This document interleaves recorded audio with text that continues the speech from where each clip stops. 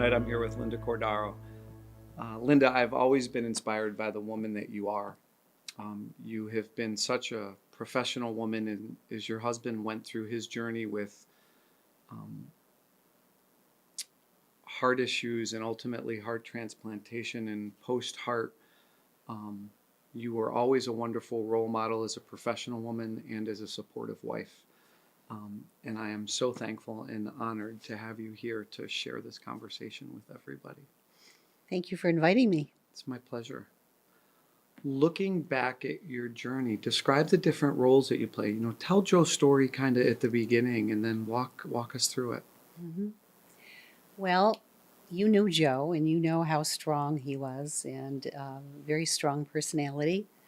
Um, had a lot of pride as an Italian man, and one day he woke up and he just wasn't feeling himself. As you know, he was a contractor, a carpenter contractor. He worked hard every day of his life, and he wasn't feeling well. And I encouraged him to go to the doctor.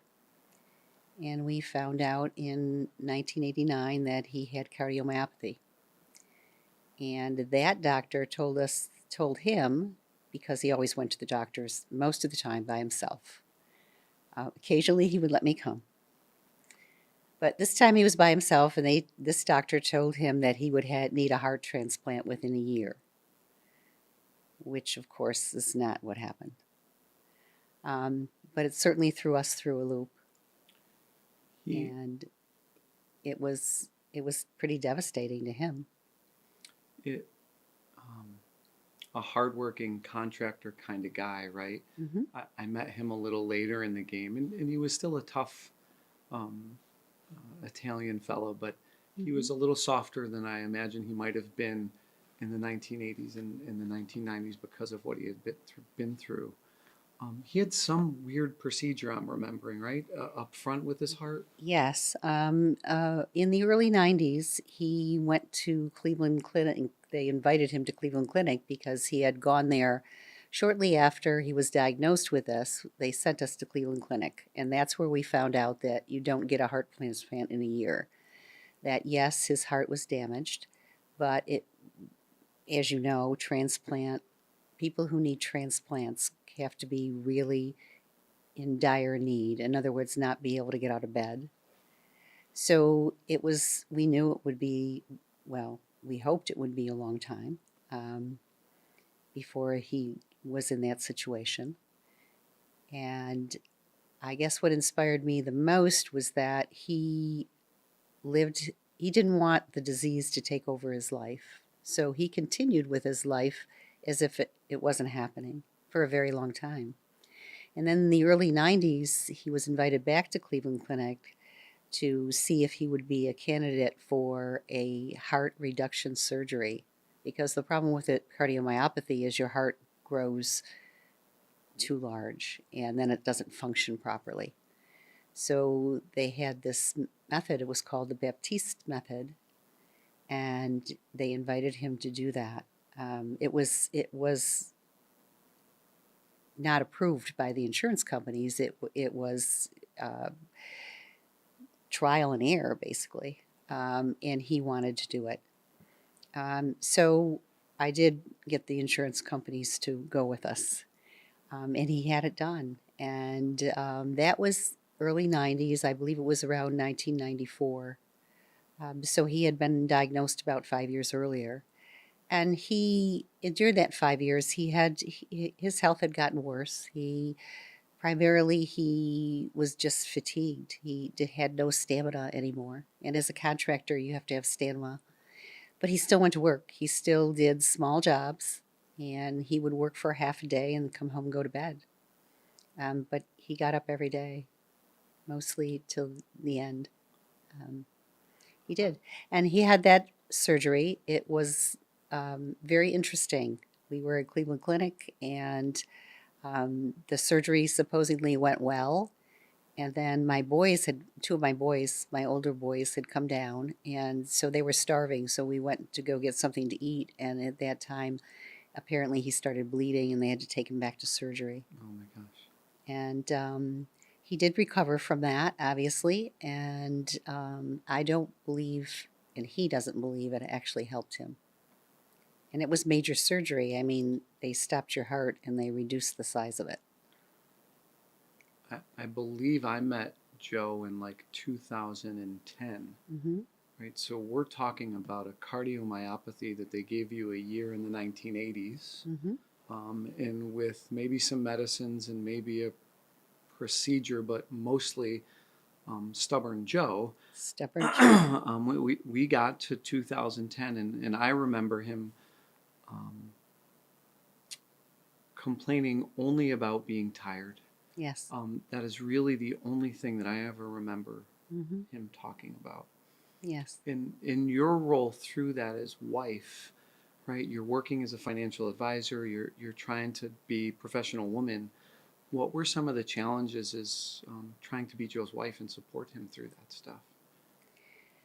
Well, I realized that um, Joe, being the person he didn't want anybody to dote on him or take care of him. He didn't need a mother. In fact, I think he told me that once. I don't need a mother. That's, Sternly, I can yes, imagine it was sternly told. yes, yes. Apparently, I was trying too hard to make him comfortable.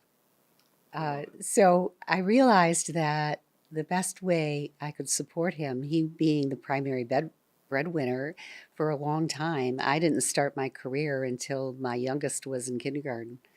So I was a stay at home mom for a very long time. And my career was growing, and I realized that the best thing that I could do for him is grow my practice so that he wouldn't have to worry about the finances.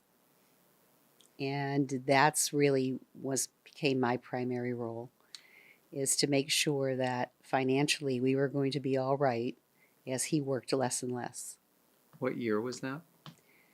Well, after he recovered from this heart procedure in the early 90s, this was probably, I think he stopped working in 1998.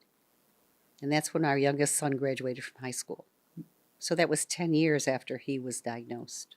When you think about women in 1998 as young moms, being able to make a decision that is, okay, I'm going to take my mom hat off and I'm going to put on my financial advisor hat on, that's not easy. How'd you do that part? I think God works in mysterious ways. I have very strong faith. And when I look at this whole journey, if you will, there are so many things that happened, I believe, because of God's intervention. Um, so I was very fortunate in that I was working for these two financial advisors and setting up their office, because back then they basically worked out of their car. And I met the one of them I met in an aerobics class, believe it or not. And that's how we got to know each other. And that's how I came to work for them, because they wanted to set up an office. And it was through them that I then met their boss at the time, and he encouraged me to become a financial advisor. So that's how my career started. What was And that journey to become hi, I'm Linda the mom. it was I'm going to very, be financial advisor tomorrow. What was that journey? it was pretty amazing. I worked for them for about 3 years before I actually started taking the exams that I needed to take by Series 7 and all of the courses that I needed to take to get my licensing. And then there weren't many women financial advisors. There were not at all. So it was very interesting. I built my practice on referrals. Um, I never advertised. I just met people, and it's a wonderful career, because as you affect people's lives, they become your friends, and you're part of their life. So because I did it for 35 years, I got to see people buy their first house and raise their children and send them to college and retire. And it's a very good feeling to know that you're part of that. It's you don't think about healthcare this way often, but it's um, how can I help you is how I start most of my conversations with patients, and a lot of it is just how can I help you, right? What are you struggling with? And as a financial advisor, it's the same stuff. How can I help you accomplish your financial dreams of whatever that may be? Um, and I would have never thought about it that way until you phrased it that way. So what a 35 years of that must have been wonderful. It was. It was very nice. It was, and it was a wonderful career for me to be in under these circumstances because I could set my schedule. It wasn't a 9 to 5 job. It wasn't something that I had to live under somebody else's rules. I could make my own, and that was really helpful during Joe's illness. Is Joe's going through some stuff? Did you have enough freedom to be able to say, well, we got to be in Cleveland for this thing. We're going to Cleveland and call me if you need me, but I'm going to be in Cleveland helping my husband through. Absolutely, I love it. it was, and it was very interesting. Were you ever scared? You know, as I'm on a new adventure in my life, hanging a shingle and starting a business, there are moments when I'm Superman, I got this. And then there's these moments that I call these chicken little moments where I'm tearful and I feel overwhelmed that I'm not sure I'm doing anything right. Did you have any of those chicken little moments as you were struggling with helping Joe and starting your practice and getting things going? Absolutely, many times. Because my children were young. I mean, when Joe was diagnosed, our oldest was a freshman in college, but our youngest was, he was 10. Oh my gosh. So we had 3 boys. One was a junior in high school, one was a freshman in college, and Matt was 10. So, and I was really just building my career.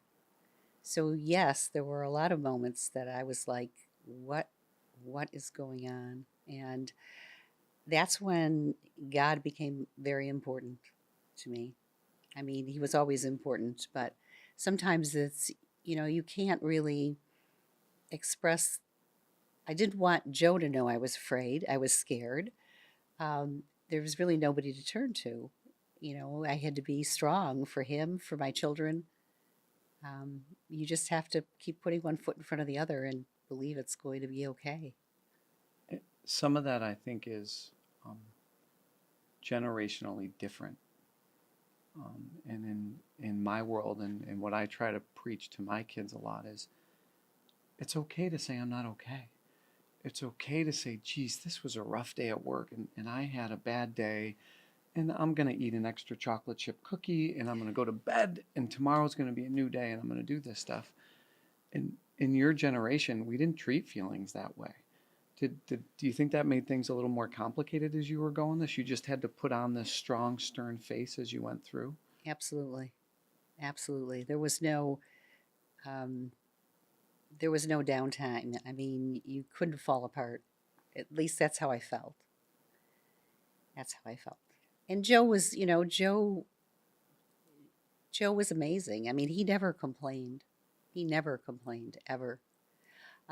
He didn't want the illness to rule our life.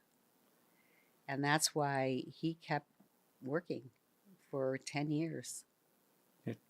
When you talk about Joe the non-complainer, in the old office, he would walk in and I don't know, maybe it's 50 feet from the door to the back room, and when you watch him walk in, you would see that it was a little bit of work.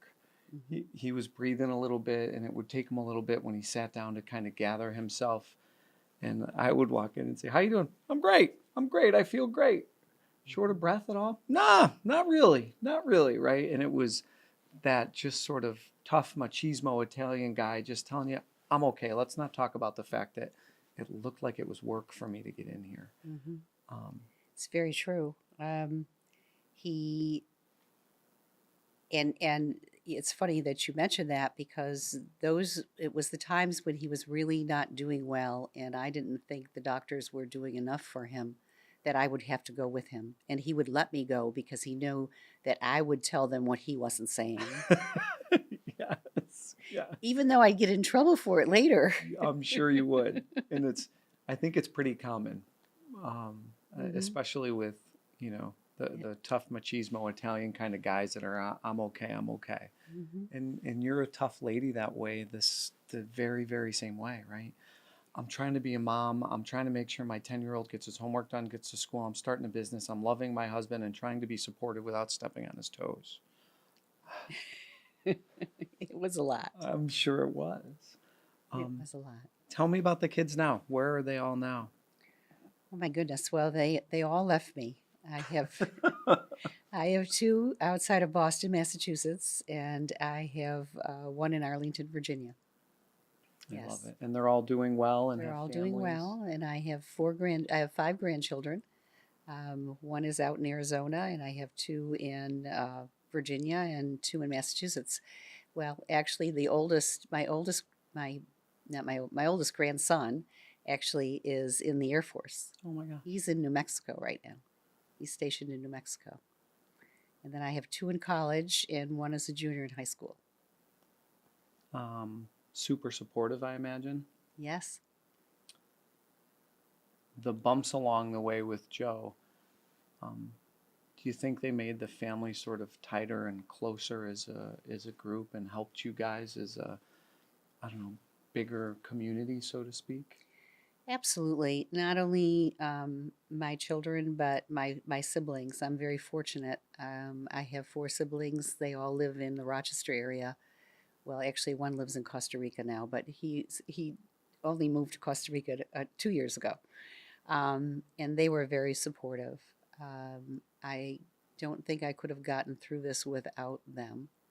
And when I mentioned that God works in mysterious ways, my sister ended up in Texas with me when Joe had his heart transplant, only because her significant other had family in Texas and they had a wedding to go to. So they actually came to go to the wedding. And when they found out that they came in that morning and told us they had a heart for Joe, she stayed with me instead of going to the wedding. So it was just quite amazing. It faith for me is very similar in that when you are open to it and open to the direction that you're supposed to go and things, it just kind of feels right. And I feel like on my recent journey, some days the support that I needed just appeared. And I don't know where it came from or how it got there, but it just kind of appeared. And it's such a wonderful feeling. And it sounds like your sister just appeared. She just appeared. Um, Yes. how long were you guys in Texas as that went down? We were supposed to be there for 3 months, but Joe did so well that they released him about 6 weeks early. I love it. And that is a story too, because my youngest son went to visit with him, and he was going to stay for a week, and I came home to tend to my business and to get back in the office for a week, and then I was supposed to fly back, and my son was supposed to fly home to Massachusetts, and he called me up and he told me that, Mom, you don't have to come. And I'm like, oh my God, what happened? What do you mean I don't have to come? And he said, oh, no, no, no. He said, it's okay. Dad's okay. They're releasing him. He's coming home. And I said, well, you don't sound well. What's wrong? He said, he won't let me come home with him. He wants me to take my flight to Massachusetts and he's going to fly home himself. And I'm like, he said, I've been arguing with him all morning. And I said, put him on the phone. And of course, I spoke to him. It did no good at all. No. And I said to my husband, okay, honey, let me talk to your son. So he put Matt back on the phone. And I said, Matt, you know your father as well as I do. He has his mind made up. He's going to fly alone. He said, Mom, what happens if he's got a connection to make? What happens if he can't make the connection or something happens? And I said, we'll figure that out if it happens. You can't worry about it. You're not at fault here. You go home to Massachusetts, you get on the plane, I'll let you know as soon as he lands. And of course, everything went smoothly, and he came walking down the pathway there with his cowboy hat on and his cowboy boots and his cane, a big smile on his face, saying, "See, I told you I'd be fine." I love it. One of the stories that I remember is, you were in the University of Rochester waiting for a transplant, Yes. and then kind of had to to leave and go to Texas to get one because they're more readily available at these bigger institutions. And then there was issues when he came back. I don't know what I'm doing. I'm a primary care guy, and I can remember Joe saying, "Well, now we just got to figure out my transplant meds. The team in Texas is going to help me for a little bit, but then we got to find a transplant team here." And it was like, okay, we'll figure this out. To share that story a little bit. Yes, well, Strong was not happy that we were leaving and really tried to do everything to prevent us from leaving. Uh, I was very fortunate that my boys, my two older boys, work in the medical device area, and they had a lot of connections, and that's how we ended up in Texas. They did the research, found out that Texas had the most hearts, got the most hearts, and my one son happened to know the lady, the nurse there, and that's how we ended up in Texas without him having to go and get an interview. We had his records transferred. They looked at his records and they accepted him. Joe actually had an attack and his heart stopped when he was at Strong, and they brought him back. And so we sent the records. They accepted him, and he had his attack in the last week in May. And on June 1st, we rented a medical air jet and flew him to Texas. And the other miracle that happened when people just appeared is that all happened in a flurry in like 3 days. The whole process was developed, and they accepted him. We found an air jet that would fly him, and I was like, remember, I'm running a business, and I still have a son home, and oh no, my son was gone then. He was in college. Yeah.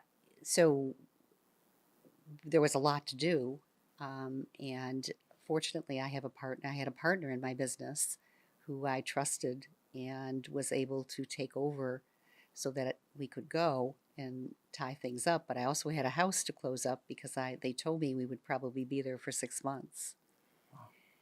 So I did all that, and I got to the hospital that morning, and the air jet was there, and in walks my daughter-in-law. And she said, "Mom, I've already talked to them. I can go with you."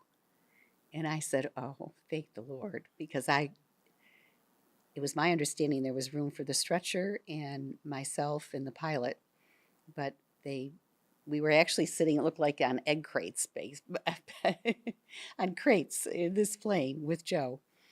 And that was very interesting because the nurse that they sent had no idea of the type of medicine that he was hooked up to.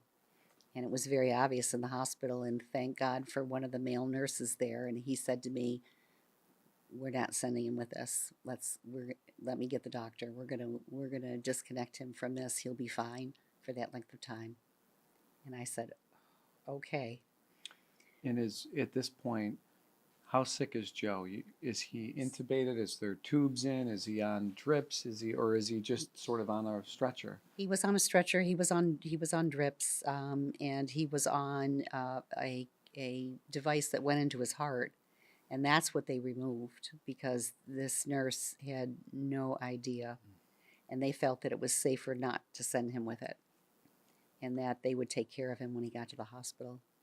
And that was obviously we're walking into something we have no idea what, but that transplant team at the hospital and the whole way they ran their transplant floor was very different. At Strong, Joe was able to walk around. He had a apparatus that was movable, and he had a walker thing that he pushed.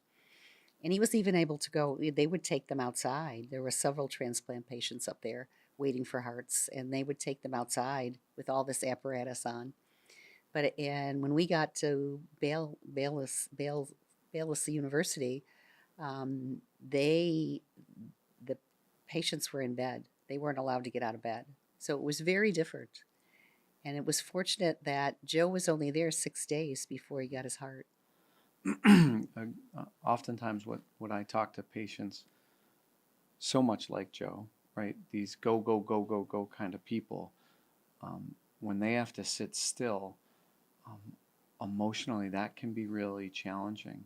As Joe is sitting there and strong and in a bed, did you get a sense of some of that stuff with him? Well, when he was at Strong, he was able to get around and do things. They had a whole community up there, basically, and he made a lot of good friends. It's unfortunate that they didn't get to meet each other earlier because they could have been a huge support system for each other. But it was nice that they had each other because he was there for 5 months It's at strong Strong. before.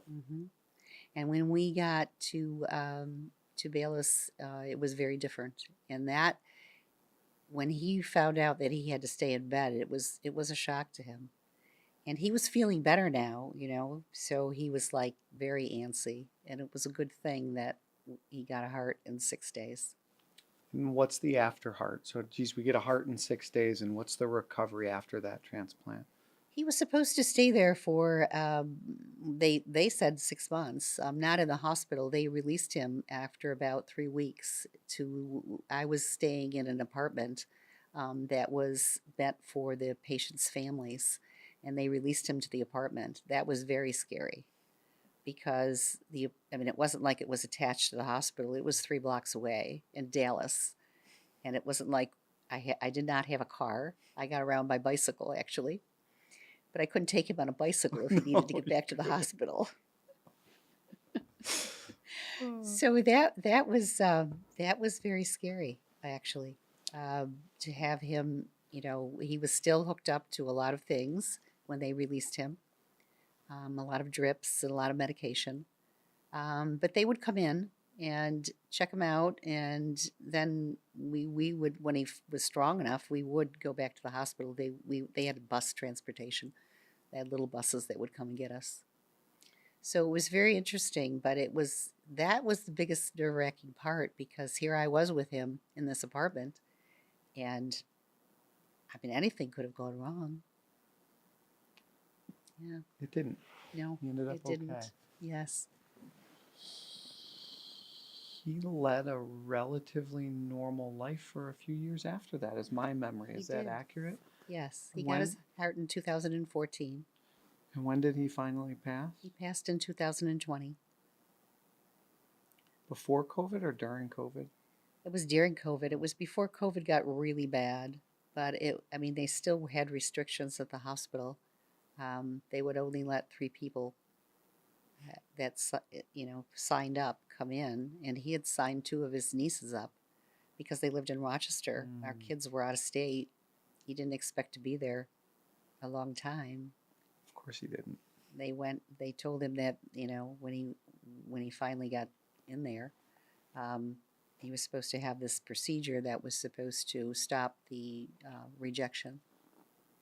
He passed because he was in rejection, which is very unusual for after 6 years.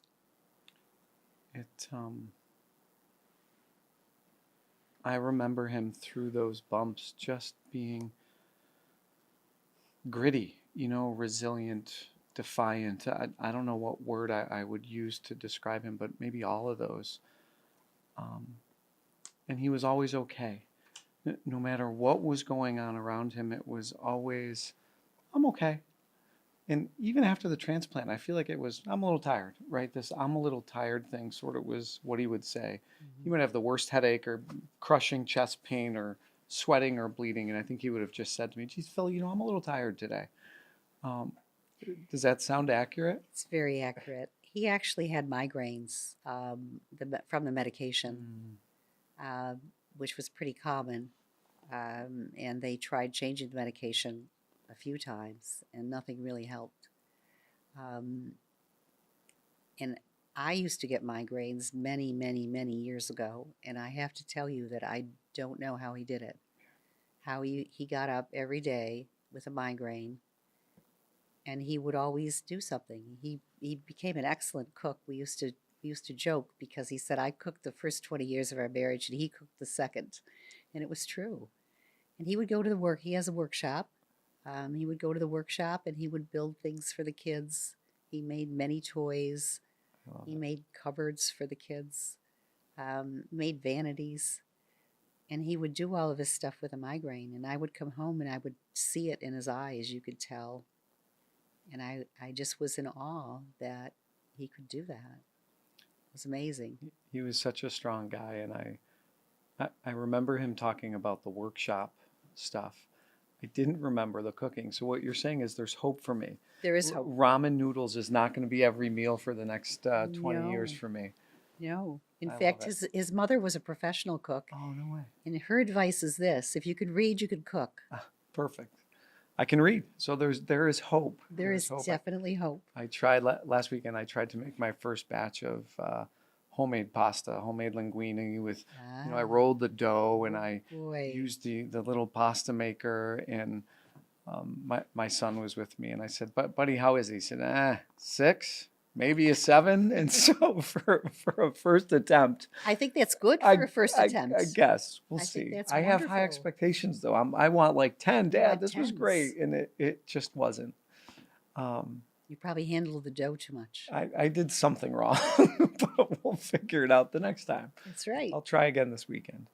Um, what I remember about you afterwards, is the grief sort of slowly dissipates. Is what am I going to do with my business?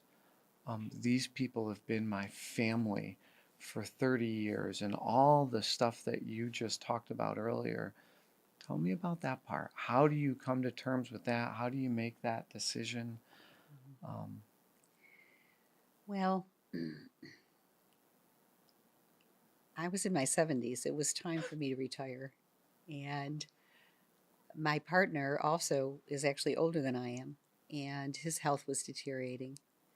Um, and we knew it was time. I mean, if you think about that, the time in the economy, the time in the world was crazy.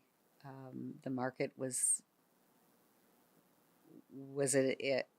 in a situation that wasn't sustainable, and it was we knew it was time. So we started searching for someone that we could trust because, as you said, these were our friends, these were our clients that we raised basically, and we helped through many financial situations and personal situations. So we searched until we found someone that we felt would be good to transition the business to. I remember that wasn't like a week. I remember it was a really tough decision for you, and I remember having a few conversations about, geez, maybe, maybe not. Yes. What was the duration of time that you went through all that? Well, I was going to retire 3 years prior, and quite honestly, that's probably what I should have done. I mean, if I had anything to do over again, if I could live life over again, I certainly would have retired earlier. Only because it would have given Joe and I time. Yeah. Yeah. So that, we all think that, we don't have enough money, or, what are we going to do? Um, you probably do. And life is short. Life is short, and life can change on a dime. It can. Hmm. One of my favorite older patients, he was probably 98 when he passed, and I share this story a lot. He was a financial advisor guy, and he walked in one day and he was supposed to see Sue Green, and I stayed back to help him because he was 90 and I really liked the guy. And um, he said to me sternly, "When are you going to learn you are not that goddamn important? The world is going to go on in a heartbeat as soon as you die, and someone is going to take your place. You need to learn that now. I like Sue Green better than you anyways. Get the hell out of here and go play golf with your friends. You've earned that. Take the time to do things for you, or you're going to regret it later." And he was probably 91 or 92 at the time. And Hmm. um, what wonderful advice that as a 35, 40-year-old, it was hard to hear because you're trying to, I got to make this work. I got to make this go. I want to work harder. I want anyone to tell me I was lazy or I didn't try hard enough or I didn't, and just a great message. And it sounds like you're sort of giving that same message Definitely. as you have gone through your bumps. Definitely. I think that people need to understand the time for them to do things is now, because you don't know what's going to happen in your life, and If there's something that you really want to do, someplace you want to go, or something you want to try, something you want to learn, life is short, and you need to just do it. Just get it done. Tell me about some of your adventures. I feel like every time I see you now, you're in a different corner of the world, enjoying family and grandkids and friends. Well, Joe and I went to Italy back in 2010, and we always wanted to go again. In fact, one of the last things he said to me is we should have gone to Italy. Um, and that certainly was true. So in 2000, he passed in 2020, and in 2022, I did take my family to Italy.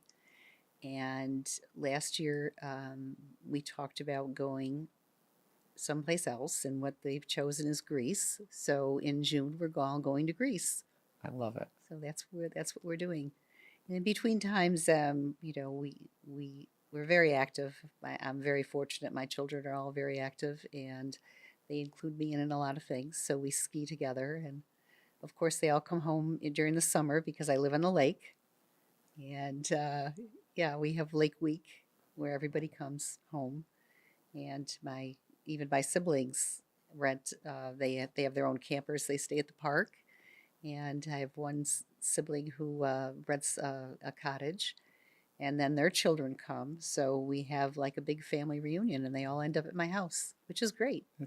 It sounds like Yes, a wonderful family adventure, right? it With the ups definitely and is. downs and too many people all in one place. Yes.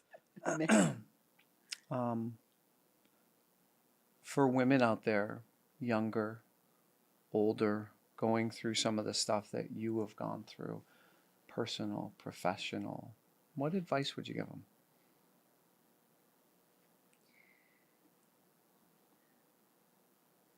I would tell them that if they run into a tough situation, they just have to look beyond it and keep keep doing the right things and live their life with joy. Do the things that make them happy, and there's always going to be bumps in the road, but you have to stay strong and stay focused. A lot of the a lot of my reading that I went through as I've gone through some of my bumps talks about process rather than focusing on the end or where you're going or what you want to achieve, to just kind of stay in the process of the moment, Hmm. to get through. Is that something that you remember doing as you were going through these things? Absolutely. I think that if you, I think it's important for all of us to have a routine. And if you have a routine and it works for you, when you get into those rough spots, you just kind of slide into that routine and keep that routine. It's much easier to get through the day. I found when the bumps occurred, sometimes it was really hard to get back into that routine. You didn't have the energy, you didn't have the, and some days it was like you just had to do it. You just had to get up and get back for that walk or the run or the yoga. But so hard at times as you're going through a rough patch. It, Um, it is. It can be very hard. And some days you're going to fail. I yeah. mean, you're not going to be able to do it. Um, but you have to know that tomorrow's a new day. And again, I mean, I relied on faith, very much so. I relied on my faith and my family. My family, I'm very fortunate. My siblings and I, we certainly are all very different, but we all love each other. And at the end of the day, we, kiss and make up no matter what. And they were always there for me. And they were always checking up on us. They were checking up on me. And, um, I hear a lot of people say, especially if they're a caretaker or they have a serious illness in the family, people are always concerned about the person that's ill, but they never think about the other people that are affected. And my family was very good at that. They checked up on my children and they checked up on myself. And family is important. I mean, family is very important. I think we lose that a little bit. We do. I think all of us are Unfortunately. so busy, and the world can be so small at times, and so really giant and lonely at other times. Yes. And it's nice to have that support network as you go through this stuff. Um, Talk about your legacy. What do you, as you look back as that 100-year-old lady, what are you gonna hope that the world remembers about you and about being your kid's mom and being Joe's wife and being a wonderfully successful financial advisor? What do you hope to leave behind? Well, I hope that people will remember how much I cared about them and cared about their success. And I hope my children and my grandchildren and my future great grandchildren will know how much I really loved them and cared about them. Um, I feel that my clients, I still stay in touch with some of my clients. In fact, I often have lunch with them. Some of my elderly clients I go to see. So it's great. And most of my clients came from my original clients, their family members, their children. I, you know, started dealing with their children. So I hope they will remember the things that happened because, their family took my advice and did the things that were necessary to achieve their financial goals, which affected them. It's so wonderful. You are such a wonderful woman, and I've always been inspired by both you and Joe and the relationship and the way you shared the good times, but also the really, really hard times. You were both always there for one another. And thank you for that. Is there anything else you want to share? Any other parting stories or gifts before um, we go to dinner? Well, I want you to know that you were a very important person in Joe's life. He always knew that he could depend on you for honest answers, and you always responded, and he really loved you, and I do too. No, well, thank you. I think um, in my new world in North Carolina, there was a doctor that was her office was directly next to mine, and she has since passed away of ovarian cancer. Mhm. And in one of our brief meetings, she was a Joe. She was a strong, passionate woman, right? And um, Dr. Murphy said to me in the parking lot one day in our longest conversations, I really just love my patients and I want them to do well and I want to care for them and I want them to be okay on this life journey. And as I'm letting go of my practice, um, I'm not sure how I can do that. And it's the same stuff that you were talking about with your financial clients and I hope, right, the relationship that I have with a lot of my patients. It's I think when we care for one another, the world just gets a little easier and we're not going to be right every time. But if we do the best we can to help one another through their finances or through their struggles, it's a little easier. Yes, So like it's what makes the life worth living. I think so. And thank you for sharing the love. No problem. Thank you. It's been an honor.